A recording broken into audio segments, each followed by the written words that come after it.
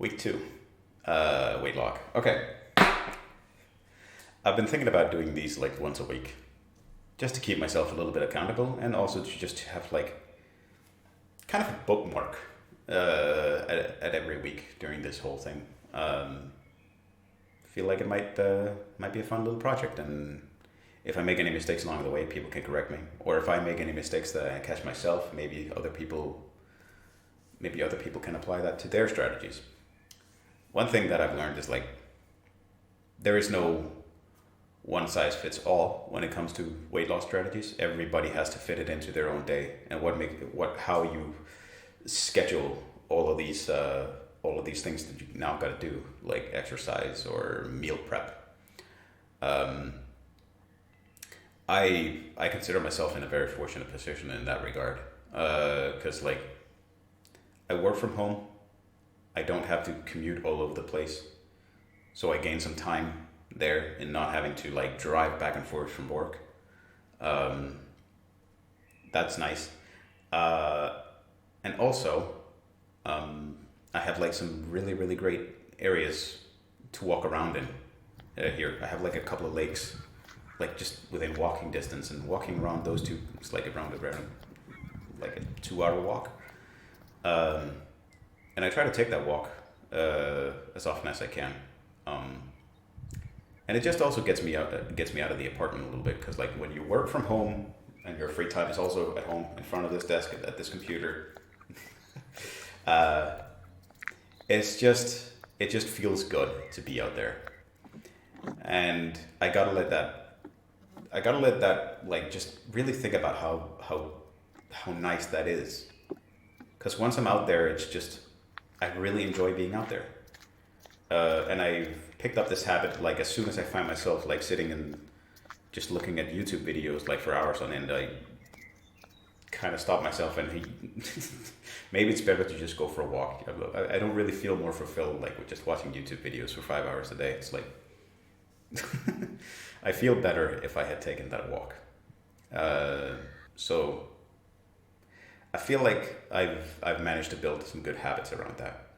The reason I lead with this whole thing about what motivates me in this regard is because this week's the first week of weighing myself where I've seen my weekly average weight actually go up.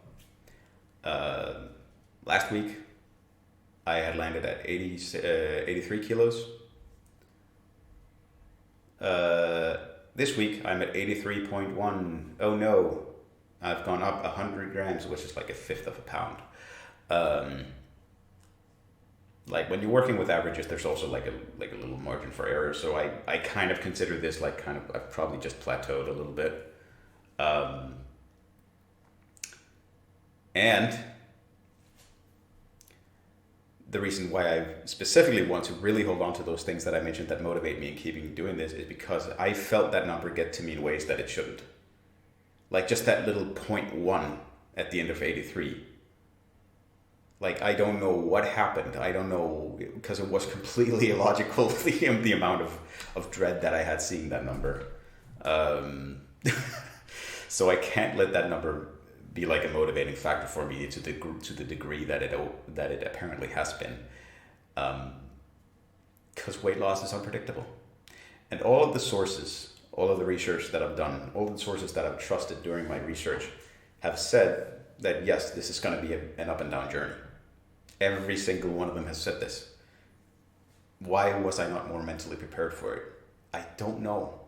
Like I kind of had this fantasy going like, oh yeah, it's gonna it's gonna be fine. No. But in the end, like I totally saw it coming.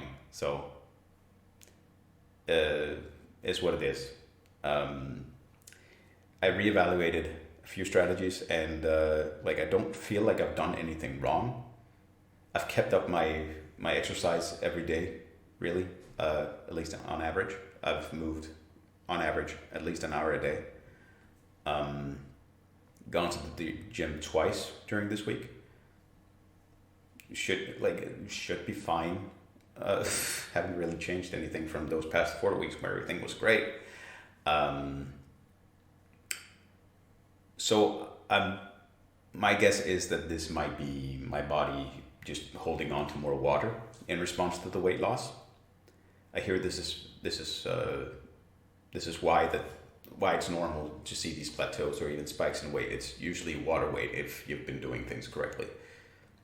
Considering that I had just like 4 weeks where everything was going great and I haven't really changed anything, I think that might be the reason. Or it's metabolic adaptation getting at me a little bit, which is also completely expected. Though I do have cheat days here and there to kind of like try and see if I can keep that a little bit level, but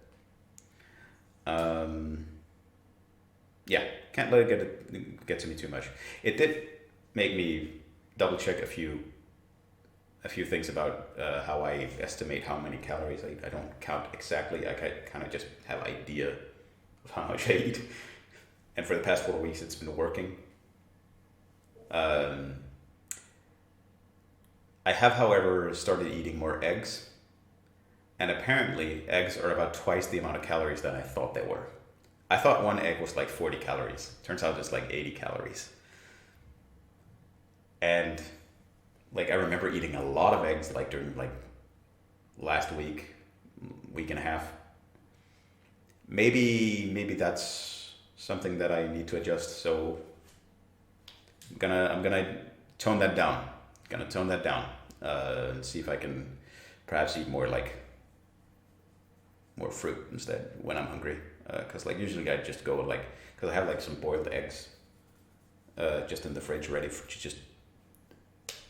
just eat as is, just like a silly protein snack, which was in hindsight at this point maybe not the best idea. So going back to fruit as snack, and we'll see if that leverages things out a little bit. Yeah, because like when I mentioned the whole calorie counting and everything, like I have ordered a food scale so I can start maybe getting better at that, because right now I'm going by estimates and by feel. Like I'm doing what I think people are calling intuitive eating, where it's kind of like I feel how I feel, and I kind of let that guide whether or not I should eat more or less. And I try to remember that feeling hungry is kind of part of the point of a diet, as long as I don't get like unhealthily starving all the time. But it's okay to go to bed hungry a couple of times a week, or it's okay to feel very, very hungry by the time you go to dinner, and then just not eating until you're like stuffed. Just eat till you're not hungry anymore. That's kind of been my go-to. Because all my sources that I trust have said like the one basic thing that works is like you want to take in less energy than you expend. It's just physics. And these are the sources that I trust the most, because those are the sources that have not been trying to sell me silly shit or cabbage juice or some kind of fad diet, because I don't trust those. I feel like being able to pick the correct sources and know how like people talk when they talk about a complex issue. They talk about it with nuance. They talk about it like citing different sources that have like some credible experiments having been done within them. So I follow the science-based stuff. It's not always the easiest answers, but it's usually good enough that you can kind of start managing things in your own day to get some strategies going. So yeah, that's what I do. I just exchange things for lower calorie alternatives, find the foods that I enjoy, remember the things that motivate me, and gotta keep in mind which of those things are good motivators, which of those things are unsustainable motivators, because that number, I can't let it get to me too much. Completely normal. This might last like for the rest of the month, that I am kind of like stuck at around those 83. Not a disaster if that happens. I'll consider it a disaster if I go above my original weight from like 5 weeks ago. That would be pretty bad, but we'll see what happens. Yeah, I'll I'll try and make another log next week.